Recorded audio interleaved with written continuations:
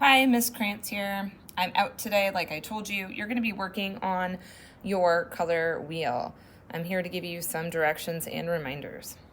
So, last class, you painted on your primary colors, so red, yellow, and blue. You may not have gotten to your blue, and that's okay. If you got a little bit further than that, that's also okay. Today, you're going to finish painting on your primary colors. You'll go to your secondary colors and then your tertiaries. You know that they're tertiaries because there's a dash, so this is red dash orange. If you do them in order, it's easier to paint, mix the colors accurately. Once you get one layer on each of the 12 boxes, you have to decide, am I doing the simple version or the challenge version of this project? The simple version would be just flat color without any value. If you're doing the simple version, you're going to give a second coat of paint to all 12 boxes. We need this so it's nice and solid and bold.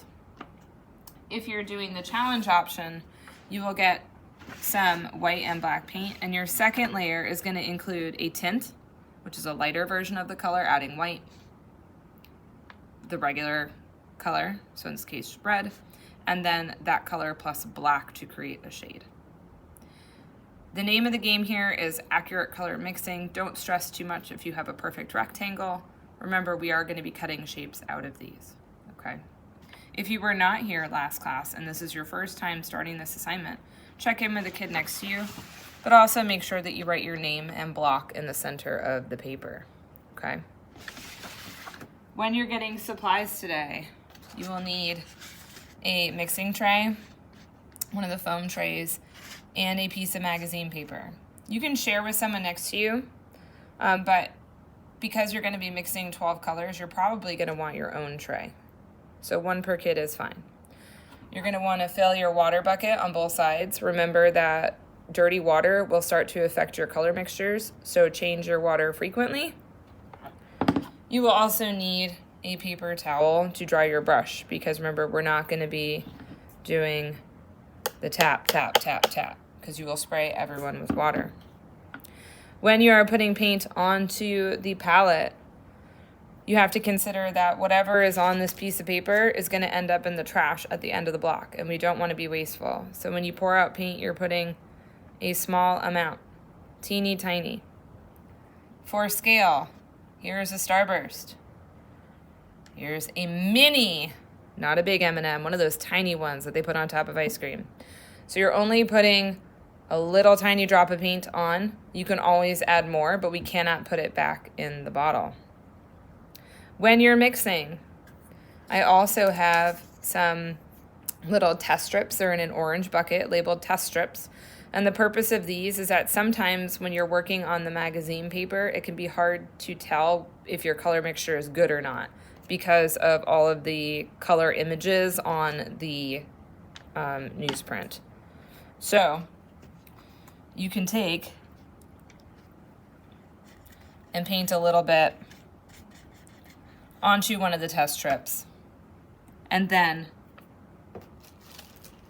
your wheel, this is what your wheel is for, you will take and keep it in the plastic bag to protect it, and then you can match it to see if your color mixture is correct. This color mixture, obviously, I can't check because it's kind of a gray pink from the leftover bits of paint that are on my palette. A gray pink is not going to be on our color wheel because white and black are not on here. But if I were trying to figure out, like, do I have a good yellow green, I can put a little yellow green mixture that I have on here, match it, and see if it's correct. You might need to add a little bit more yellow, or you might need to add a little bit more blue, depending on how it looks. These test strips you can use more than once just to get the most out of the paper, and then these can be left on your mixing tray, and then at the end can be thrown away with the magazine paper. At the end of the block, your table should look like this one. There are 2 empty water buckets. The paint bottles are closed. There's 1 roll of paper towels. The color wheel and any Sharpies or pencils are in the bin neatly. And then I have used that yellow rag. I made it a little bit damp, and I have cleaned off any paint from the table surface.